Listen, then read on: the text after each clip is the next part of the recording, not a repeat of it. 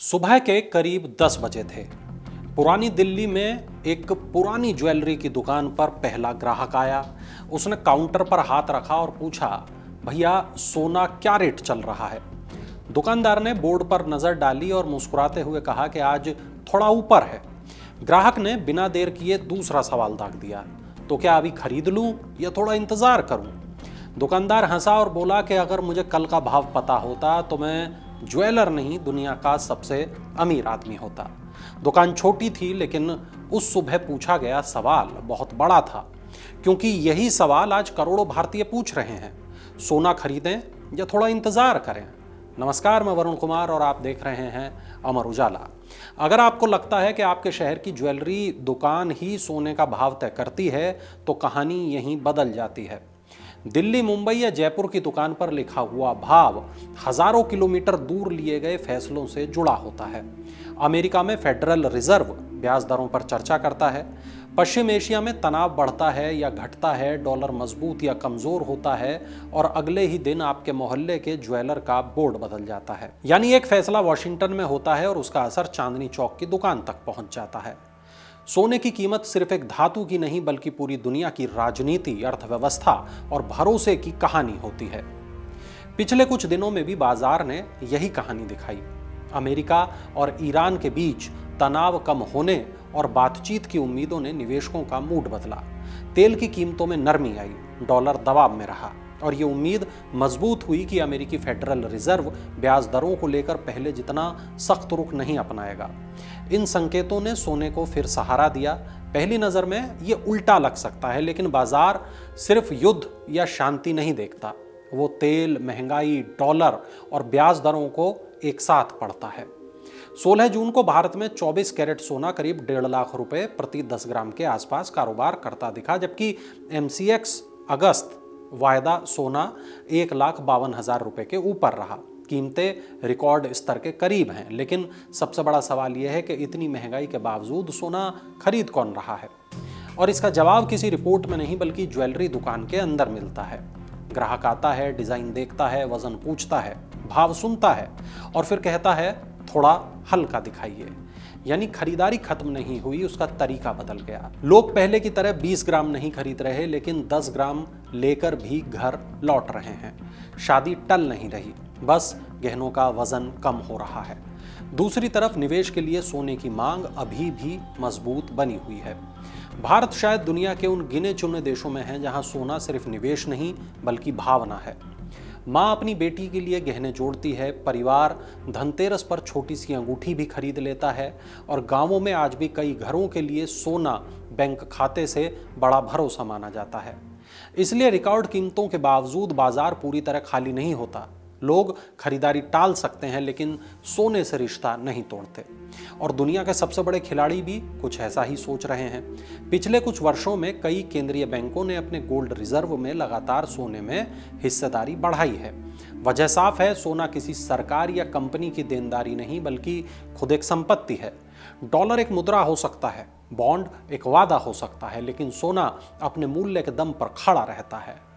जब दुनिया में अनिश्चितता बढ़ती है तो सबसे बड़ी वित्तीय संस्थाएं सोने की तरफ लौटती हैं। लेकिन यही आम निवेशक और केंद्रीय बैंक के बीच सबसे बड़ा फर्क समझना जरूरी है। केंद्रीय बैंक अगले 30 साल की सुरक्षा देखते हैं। उनको EMI नहीं भरनी, बच्चों की फीस नहीं देनी, महीने का बजट नहीं बनाना। आम आदमी की जरूरतें अलग होती हैं, इसलिए सिर्फ ये देखकर कि बड़े खिलाड़ी खरीद रहे हैं, खुद भी पूरी रकम लगा देना समझदारी नहीं है। मान लीजिए 2 लोगों के पास 1-1 लाख रुपये हैं। पहले पूरा पैसा एक ही दिन जो पहला शख्स है वो सोने में लगा देता है और दूसरा हर महीने थोड़ा थोड़ा खरीदता है। अगर अगले महीने कीमतें गिर जाएं तो चिंता कम किसकी होगी? जाहिर है उस व्यक्ति की जिसने थोड़ा थोड़ा निवेश किया। यही वजह है कि बाजार के जानकार ऊंचे लेवल पर, ऊंचे स्तर पर एकमुश्त निवेश की बजाय धीरे धीरे खरीदारी को ज्यादा संतुलित रणनीति मानते हैं। इससे कीमतें ऊपर जाएं तो भी फायदा मिलता है और नीचे आएं तो औसत लागत संतुलित रहती है। लेकिन निवेश की दुनिया में एक और दुश्मन होता है, फोमो, यानी फियर ऑफ मिसिंग आउट। मान लीजिए कल सुबह अखबार की हेडलाइन आती है, सोना फिर रिकॉर्ड ऊंचाई पर, टीवी चैनलों पर बहस शुरू हो जाती है, व्हाट्सएप के ग्रुप में मैसेज आने लगते हैं और ऑफिस में आपके कलीग आपको बोलते हैं कि हमने तो खरीद लिया। ऐसे में सबसे बड़ा खतरा बाजार नहीं बल्कि आपकी अपनी मनोस्थिति होती है। डर इस बात का नहीं होता कि पैसा डूब जाएगा, बल्कि इस बात का होता है कि कहीं बाकी लोग कमाई ना कर लें और हम पीछे ना रह जाएं। बाजार का इतिहास बताता है कि सबसे ज़्यादा नुकसान अक्सर वही लोग उठाते हैं जो तेज़ी देखकर खरीदते हैं और गिरावट देखकर बेच देते हैं। बाजार में पैसा अक्सर लालच से नहीं, अधैर्य से डूबता है। एक और बात साफ कर दें, इस वीडियो का मकसद आपको सोना खरीदने या बेचने की सलाह देना नहीं है। मकसद सिर्फ उस कहानी को समझाना है जो हर दिन किसी ज्वेलरी की दुकान के बोर्ड पर लिखे एक छोटे से नंबर के पीछे छुपी होती है, क्योंकि सही फैसला तभी लिया जा सकता है जब भाव के साथ उसकी वजह भी समझ में आए। अब अगर आपने सोना खरीदने का फैसला कर लिया है तो अगला सवाल कीमत का नहीं, भरोसे का है। हमेशा BIS हॉलमार्क वाला प्रमाणित सोना खरीदें, उसका हॉलमार्क कोड जांचें, पक्का बिल लें, उस दिन का भाव विश्वसनीय स्रोत से मिलाएं, क्योंकि सोने की असली कीमत उसकी चमक में नहीं, उसकी शुद्धता में छुपी होती है। एक और भ्रम तोड़ते हैं। बहुत से लोग मानते हैं कि अगर लंदन या न्यूयॉर्क में सोना सस्ता हो गया तो भारत में भी अगले दिन कीमतें गिर जाएंगी, लेकिन ऐसा जरूरी नहीं है। भारत में सोने की कीमत सिर्फ वैश्विक बाजार से तय नहीं होती। इसमें डॉलर रुपया विनिमय दर, आयात शुल्क, GST और स्थानीय प्रीमियम शामिल होते हैं। इसलिए अंतर्राष्ट्रीय गिरावट का पूरा असर हमेशा भारतीय बाजार तक नहीं पहुंचता।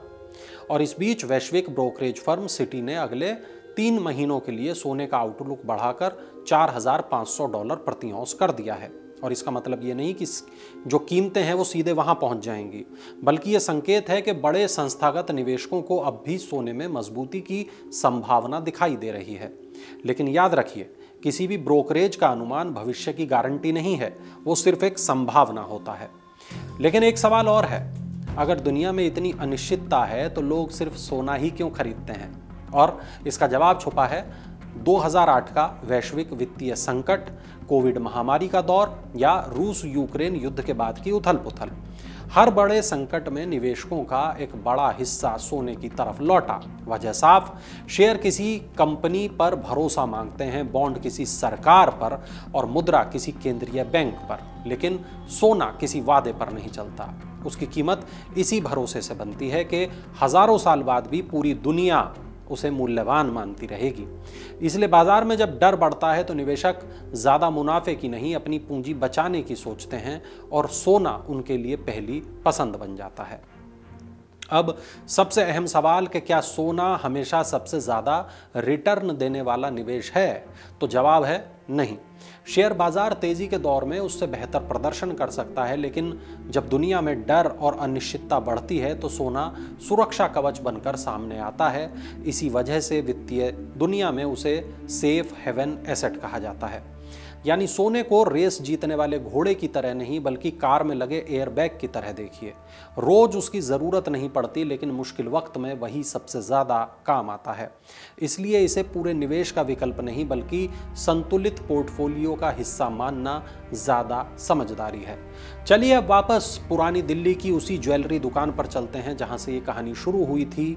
शायद कल सुबह फिर कोई ग्राहक आएगा और फिर वही सवाल पूछेगा कि भैया अभी खरीद लें या थोड़ा रुक जाएं, और दुकानदार शायद फिर मुस्कुरा देगा क्योंकि उसे भी कल का भाव नहीं पता।